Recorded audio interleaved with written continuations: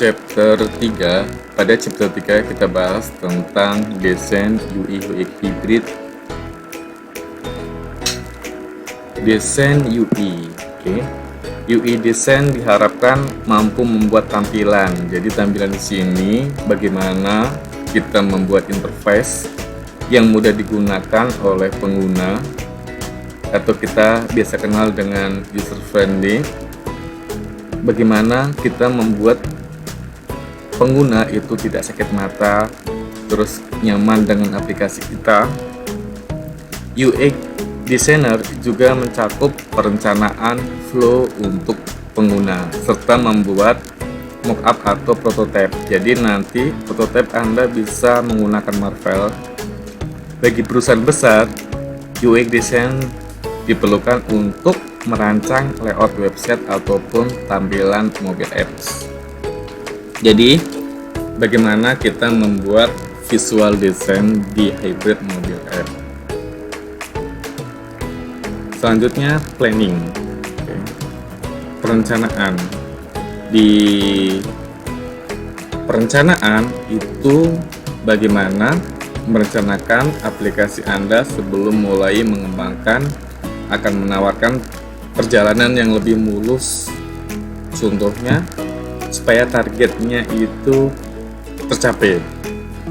Karena aplikasi hybrid menggunakan tampilan web yang pada dasarnya adalah browser yang istilahnya diperkecil.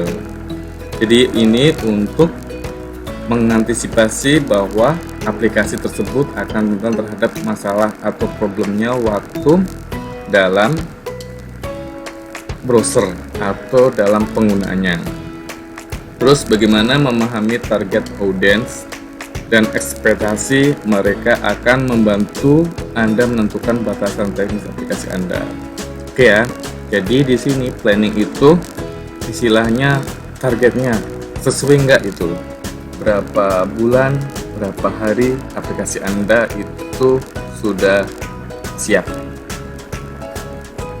Selanjutnya itu market confidence. Jadi di sini ini kan aplikasinya global. Marketnya, targetnya ini yang aplikasi Anda buat itu untuk siapa, negara mana, terus bagaimana budaya. Jadi sebelum Anda meluncurkan membuat aplikasi, jadi Anda tentukan dulu target pasarnya. Contohnya ini untuk anak-anak, untuk penjual Indonesia ataupun global seperti Gojek ya, itu kan sudah ada market pasarnya. Juga penting juga untuk menyadari keterbatasan jaringan di area Anda berencana untuk merilis. Jadi fasilitasnya itu seperti wifi, terus internetnya, koneksi jaringannya itu harus kita fitkan juga ya. Jadi untuk marketnya, sosial budaya juga kita harus memikirkan market untuk aplikasi kita. Selanjutnya dalam desain UI UX itu ada scalability.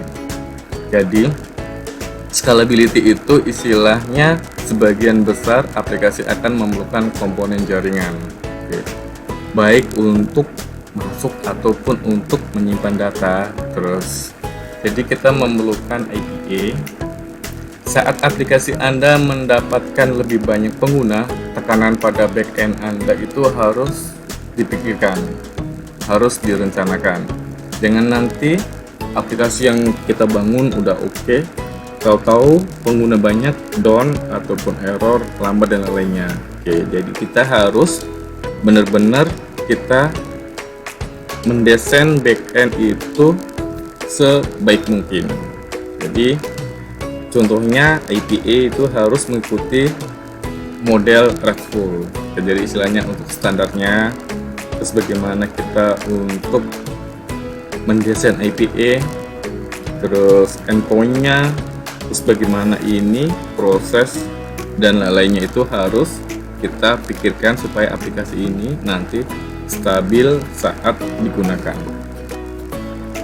Selanjutnya itu interaction design. Tadi kita sudah bahas tentang UI-nya, bagaimana kita membuat aplikasi UI UX itu selaras dan interaksi.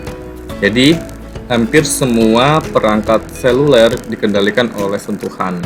Jadi dengan pemikiran ini, bagaimana kita mencoba mendesain itu di luar batas desain kita.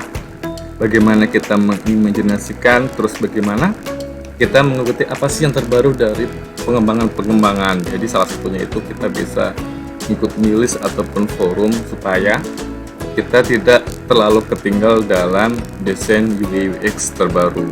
Contohnya seperti ini. Jadi kalau UX itu bagaimana kita membuat interaksi desain untuk memudahkan, jangan sampai tombolnya kecil, susah ditekan dan lainnya. Terus contohnya Anda bisa membuat di Marvel untuk prototipe. Oke. Terus bagaimana interaksi arsitekturnya, informationnya. Terus Anda juga bisa untuk riset ya user penggunanya. Terus kita bisa membuat dengan skenario. Ini model untuk UX-nya. Sedangkan untuk UI-nya, bagaimana kita untuk membuat visual design. Oke, kita bisa lihat apa sih model terbaru. Terus pewarnaannya, jangan sampai orang lihat warna langsung sakit mata dan lainnya. Itu harus kita pikirkan matang-matang untuk kombinasi warnanya dalam desain.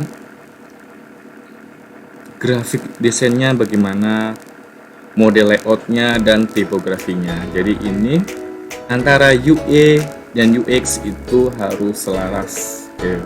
Contohnya untuk seperti otak kiri dan otak kanan dalam kita membuat interaction desainnya.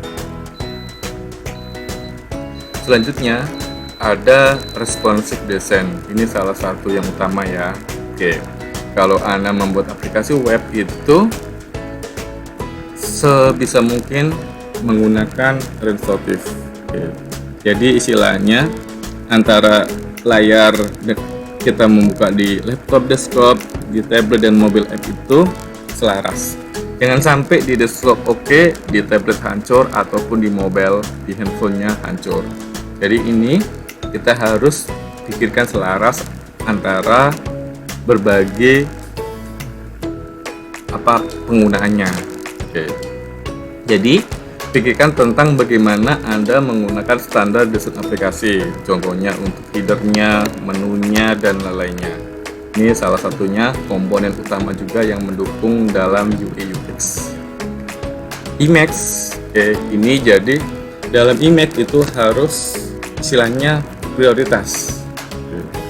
Jadi image ini bagaimana target marketnya. Kalau Anda untuk membuat contohnya untuk aplikasi untuk anak-anak dan lainnya itu kita harus tentukan juga warnanya. Oke. Jadi istilahnya yang meriah, jangan sampai untuk aplikasi untuk istilahnya target pasarnya untuk orang tua tapi warnanya jelek dan lainnya itu kan kita harus sesuaikan. Terus bagaimana jangan sampai kita melihat aplikasi kita mata kita jadi sakit dan lainnya, itu tidak boleh. Terus selanjutnya itu network. Oke, jadi network itu istilahnya seandainya ini aplikasi ini dibuat dalam online ataupun offline. Jadi kita harus juga pikirkan untuk menyimpan datanya. Ini, jadi apa sih targetnya aplikasinya? Terus ada lagi plugin untuk penambahannya, ya, supportingnya. Jadi contohnya fitur-fitur seperti penggunaan kamera, geolokasi, itu harus kita pikirkan. Contohnya salah satu itu di Cordova itu sudah ada pluginnya. Bagaimana kita untuk menambahkan fitur kamera, geolokasi dan lainnya itu. Jadi kita tinggal install langsung otomatis aplikasi kita sama perangkat kerasnya seperti handphonenya itu terkoneksi. Oke, berikut sederhana pembahasan tentang desain UI UX. Thank you for watching.